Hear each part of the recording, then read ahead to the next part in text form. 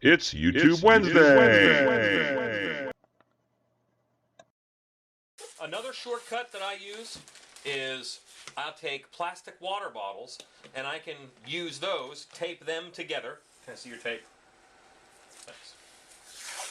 I'll tape these together in order to get my arm shapes. But now I can wrap this in newspaper and tape it up and go over that, and that's an arm. I don't have to spend all the time wadding up paper, and these are so lightweight I can just leave them inside of there. So I'm going to make a few of these, more of these. Once all of your pieces have dried, I'm going to make a monster for a display. Once all my pieces have dried, I can then assemble. This piece is the head of this particular creature, and I made it. I took a plastic egg, because this thing happens to have a beak that I'm making. Took a plastic egg, I cut it to make the beak, and this is one of the balls with a little wad of tape for an eyebrow, a little wad of tape for cheeks. I'm going to help hold that down with some hot glue. Okay, there's going to be a lot of fast forwarding in this video. All of the shapes that you see here, those are those body parts that I made. The legs and arms are all water bottles. I have an Easter egg there, a big plastic Easter egg that I bought at the hobby store. Right now is a great time to get them. They'll be on sale Monday. And I'm going to make a turtle shell out of it. I saran wrapped it, and I'm covering it in clear tape. And the reason why I'm covering that in clear tape is so that I can make a copy of it. Just like I made the clear tape body on another tutorial and you saw the copy of the arm, that's what I'm doing with the egg. And there's my half shell. It's going to be a turtle shell. Kevin is covering the whole body in clear tape. It's really hard to see what he's doing, but the clear tape really helps hold it together and give it stiffness. And I have a tube of liquid nails and a caulking gun. It took 3 tubes to do the whole turtle shell. And turtle shells have that great geometric design, and I didn't want to lose that in my technique, and I didn't want to have to sculpt and mold it. So I'm using the liquid nails, which is going to dry and become like a hard rubbery plastic, over top of this plastic half eggshell. And I think that's going to make a fine turtle shell for the kappa. Kevin is putting the kappa together. Like I said, hot glue, some bamboo skewers every now and then. And all those pieces, they're easy to push into because all they are is newspaper with some masking tape over it, holding it together. And the clear tape is going to go over that. And that's going to make a nice skin. And again, we're getting clear tape over pretty much every piece. The clear tape is doing two things. It holds it together strength-wise. He's going up and down, then he's going across on the body. And like everything, it's layers. And those layers that oppose each other, one up and down and one back and forth, add a lot of strength. The other thing that it's doing is we're going to kind of mud this with a really wet thing. And if we did that to just newspaper without a plasticky protection on it, then it would get soggy and possibly deform the piece. But it won't because it's covered in clear tape. And you don't see any hands and feet because the hands and feet haven't been made yet, but they're coming. To cover him completely, we went through one full roll of clear tape. And that also got me the Easter egg. So it goes a long way. And right now he's doing the time-consuming part of cutting a little piece and putting it on the face. Because we still want to cover the face, but lots more tight curves. Those gloves are not the nitrile gloves I normally wear. Those are the food service plastic gloves, which are kind of crummy. You see the people wearing them at Subway. And I'm using pipe cleaners to put inside of there for fingers. So I put 4 gloves on one hand, and then I hit it with a heat gun to shrink it down a little bit. And then I take it off, I put the pipe, and that firms it up. I put the pipe cleaners in it, and when you hit it with the heat gun, it shrinks down around the pipe cleaners, which makes a nice little skeletal hand which is going to be great for this guy. I did one and Kevin did one, and the pipe cleaners inside make the fingers fully poseable, which I really like. And you can kind of see the hand there, and because this is a monster, I didn't take a lot of time getting it just right. But the more time you take doing hands that way, obviously the better they look. And I like them because they're poseable. This is going to be a taxidermy style mount, so that's why, I brought in the log. We're drilling through the log so that we can screw it down to the display board he's going to be on. Because, my monster museum is full of stuffed monsters. The website for the monster museum is huntmonsters.com.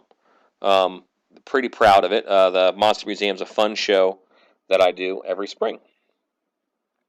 So right now, he's standing up of his own power, mostly through the PVC pipe put into his nether regions, which is then into the hole drilled in the log.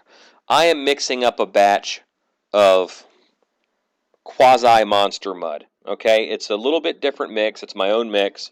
It is latex paint, Elmer's glue, and a little bit of joint compound. I only put in the joint compound just to thicken it up so it doesn't drip everywhere. But the Elmer's glue and the latex paint are really the power horses that do the work. The fabric that we cut up ahead of time, you can see the strip piles of it there, that is beef netting. You can get beef netting from Trenton Mills.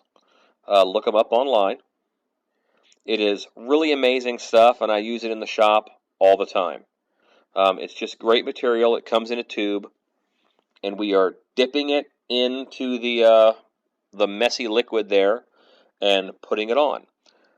We're putting it on very wrinkly. I don't want this creature to have a smooth skin. I want to have so many details in it that the eye gets bogged down and doesn't focus on any one thing. Because it's not going to look spectacular, it's build up.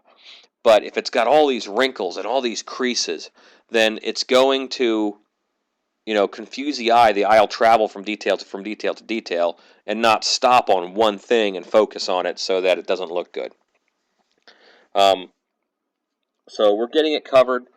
Lots of wrinkles, lots of texture, and there's still no feet, you'll notice. But what I'm about to do, and you can't see it very well in the video, but I'll explain the process, is I'm just going to dip fabric into the mix and then bunch it up at the base of the feet where the stumps are so that it looks like 3 toes.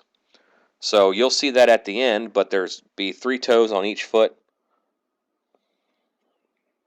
because I didn't bother making feet for him. I knew I could do it in this step. Where it blends down from the board into the foot, that's not a great big, important area. I love the artwork of the artist Frank Frazetta, who did a lot of comic covers. He did Conan for a long time, but Frank Frazetta, great artist. If you look at his art, very often he doesn't do feet. He'll have them standing behind a log, or their feet are in fog or something.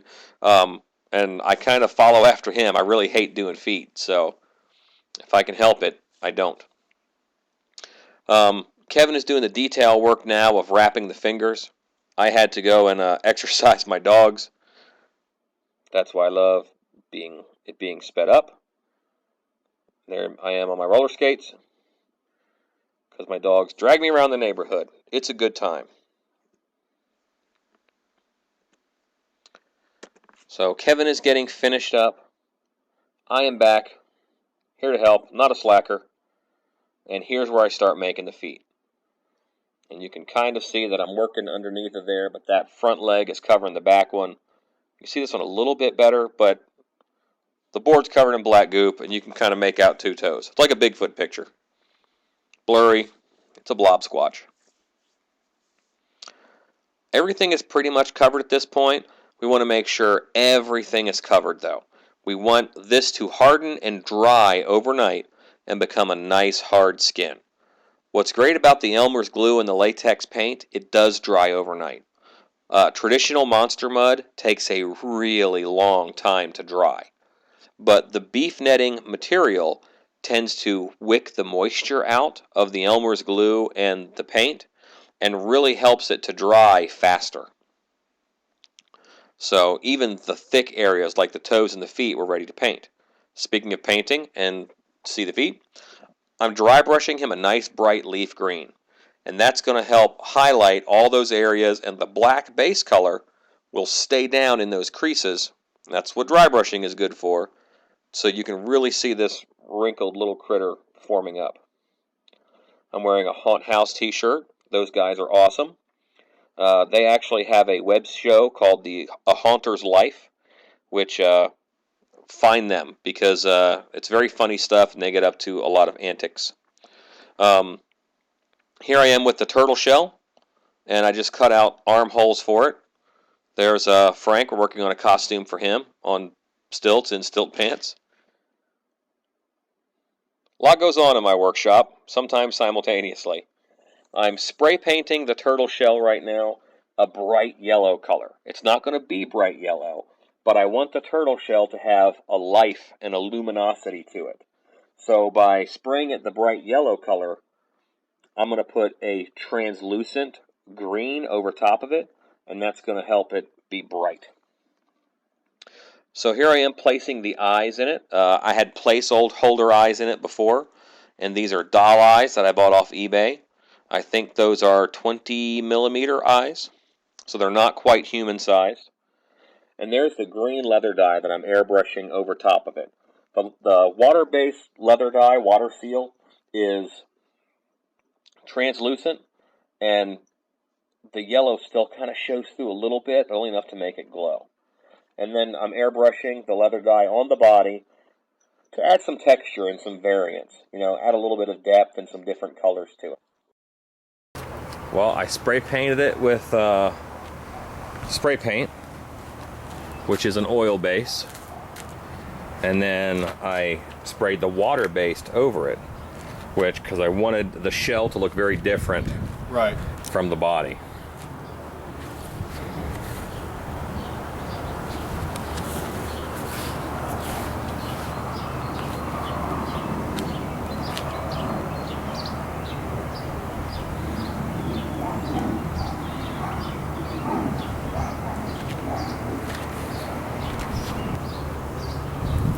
And that is just what I wanted because he's looking up at you. Yeah, exactly.